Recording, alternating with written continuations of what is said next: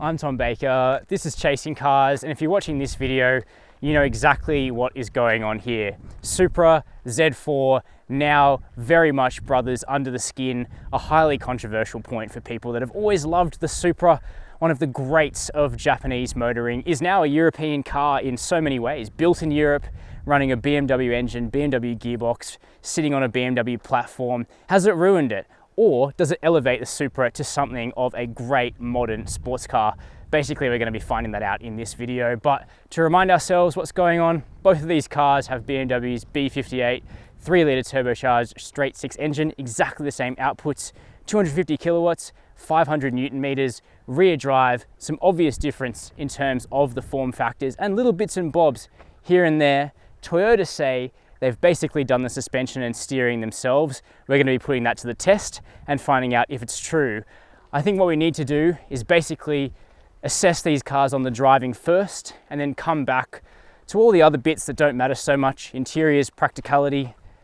But let's say our benchmark in the car that really is the original of this mix in terms of the underpinnings, the BMW Z4. Now, I know the windows up look is a bit dorky, but it's so you can hear me, because an inherent part of the Z4 being a convertible is that it's pretty noisy in here, both with the roof up and the roof down. It's kind of more a car you take out for an occasion than a Grand Tourer, and that's one way that it differs in character to the Supra, as we'll chat about soon. But in many other ways, these two cars are so similar.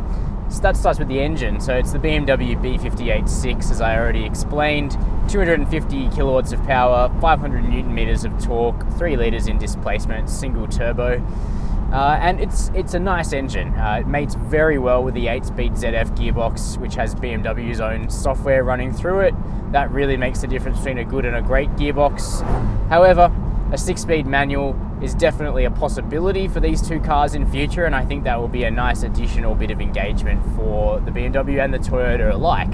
But the engine, it pulls hard, it sounds good. You know, it sounds like a straight six should sound. Despite the fact it's turbocharged, BMW have got this engine to a position where it now sounds sonorous and interesting. There's a pop and crack sort of effect on the overrun in both cars, but the exhaust isn't the same. The BMW is tuned for a bit more of a bass note, a bit more of a grumble all the time. The Toyota doesn't have that. Personal preference, I don't really care for the grumble, but that's just me. What these two cars share is a very short wheelbase, which Toyota insisted upon, and a very broad track. It's another decision Toyota basically imposed on BMW. So even though kind of all of the bits on paper are BMW, Toyota had a hell of a lot to say. And as such, the handling of both of the cars is very good, but it's quite different actually, and that makes sense. When you chop a big chunk of metal out of a car, you lose a lot of rigidity. So the Z4 does handle quite differently to the Supra. Part of that is that although the chassis is very good and the car feels secure, the limit is a bit lower than in the Supra. In the Supra, you really can feel it being loaded onto the outside wheel, and you just know when it's gonna give. But in this car, there's slightly less rigidity. There's a little bit, just a hint of scuttle shake in the chassis. So there's a few variables there that make it a bit harder to tell where you are in terms of the limit of the vehicle. And then there's the steering, which I'm not the biggest fan of in the BMW. It's sharp and quick, no doubt, but immediately off center, it's quite okay. But as soon as you get to sort of 5 degrees, 10 degrees off center, it becomes quite resistant and hard and treacly for a patch, and then it opens back up again. It's just a funny software tune on this steering. And I say a funny software tune because although the mechanicals of the steering are the same on the Toyota, the tune is completely different, which we'll talk about in just a minute. But there's stacks of grip, really good Michelin Pilot Super Sport rubber on both of these cars. The front end's communicative. The ride is also pretty good. Definitely the 19-inch wheels create a bit of sharpness on hard edges, but it's very livable every day. It soaks up bumps in the Australian road network pretty well. Doesn't send that much vibration up your spine. But I'm mostly interested in what this car is like compared to the Supra, and I think what we all want to know is it a carbon copy, or does the Toyota have some of its own charms? Let's jump over there now. And into the quiet of the hardtop Toyota Supra. Let's figure out how this thing is different, if at all, to the BMW Z4 to drive. Well, spoiler alert, it's pretty different. The engine, the gearbox, the entire drivetrain, that's virtually a carryover, apart from one small element of gearbox tuning, which is that the Toyota Supra's sport mode gearbox is just slightly better tuned, I think, than the BMW's. It doesn't hold low gears for as long if you sort of back off the throttle and clearly demonstrate that you're just kind of cruising in sport mode. So that's kind of cool. But otherwise, yeah, the 3-litre engine, the 8-speed auto, totally familiar. A bit quieter, even in sport mode. It doesn't have that grumble, as I mentioned. What it does have, though, is that nice sort of 6-cylinder, straight 6, smooth sort of whine to it, as well as some nice kind of crackles and pops on the throttle lift. So that's kind of nice. Basically, what Toyota have done is they have redone or retuned the steering and the suspension. What Toyota says is that they basically diverged and they worked on those things completely independently. I think that might be overstating the point a little bit. Instead, I think it's more accurate to say that Toyota have sort of picked and chosen from BMW suspensions, and they have kind of done a bona fide job on the steering. So the suspension, we think, is from a Z4 30i, so it's a little bit softer. So there's a little bit more roll in the Supra, but that's okay. It actually works to positive effect in this car because you load up the outside rear tire, you get on the throttle, and it doesn't want to step out as easily on you. Instead, it's quite easy to balance. It's quite easy to throttle steer a little bit. It's actually really quite nicely done. The BMW feels a bit more ragged toward the limit. The Toyota is more linear, more sure of what's going on. And you have to work quite hard actually to induce a slide. Like, you really have to give it a boot. I'll give it a go here. I mean, it can be done. We're sending 500 Newton meters to the rear axle, but it's more in control, definitely. The slightly softer suspension also means the Supra breathes quite well with Australian country roads. You can definitely feel the road surface, but it doesn't jar the cabin. Just a little bit softer than the Z4, so I think that works quite nicely. Then there's the steering. The steering is the biggest difference between these two cars. Toyota has just stripped out that weird sort of treacly bit off center in the Z4's steering. Instead, the Toyota is really nice and linear, straight off the mark, predictable, and the ratio is really, really nice. So it may not be that mechanically there's many difference to the Z4 steering rack, but the Toyota is the one that actually lets you connect better with the road. And for a car like this, that's tremendously important. This is the car you engage with more, and given that basically all other things are equal powertrain-wise, that steering really knocks it over the edge into the car that I would like to drive on a good road. Yeah, I sort of miss the open air nature of the BMW, but that's okay. In so many ways, this car, it just feels like the Z4, but 20 or 30% better. So that's the driving. Personally, I think the adjustments Toyota have made to the Supra have been really worthwhile, but that's not where the differences end, because actually living with these two cars is quite a different experience.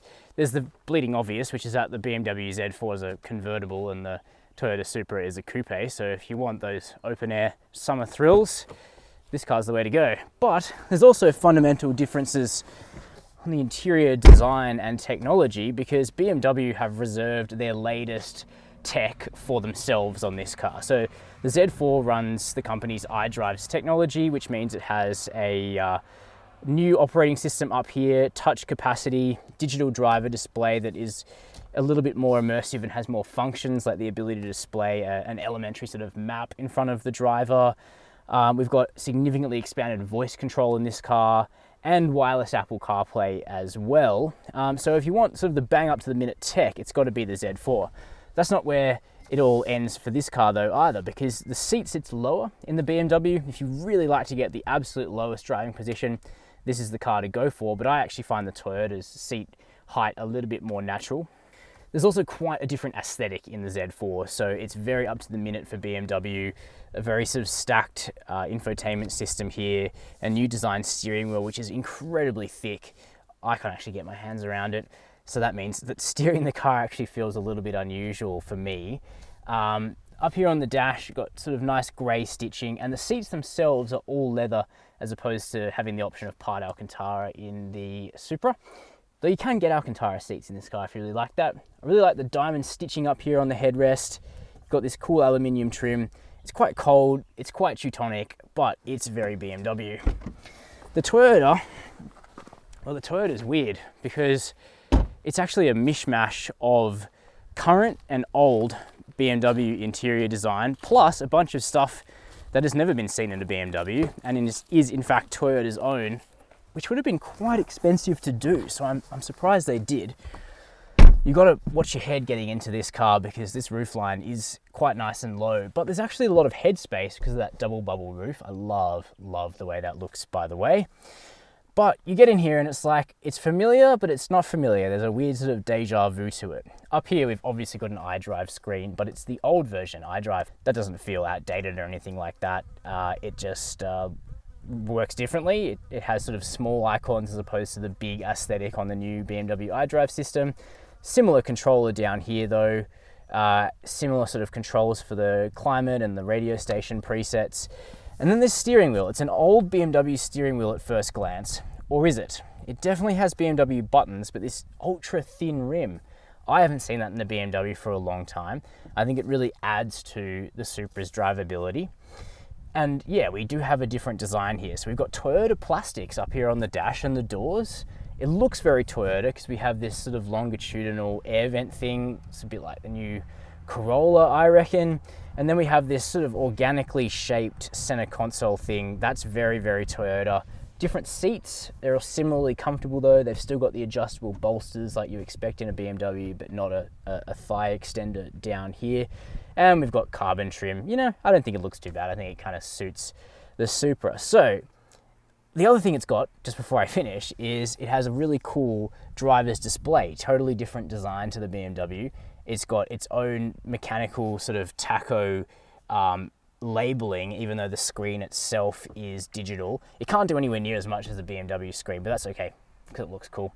So it's a bit of a matter of taste, actually, about whether or not the Supra or the Z4 appeals in terms of a car you're going to have to sit in all the time.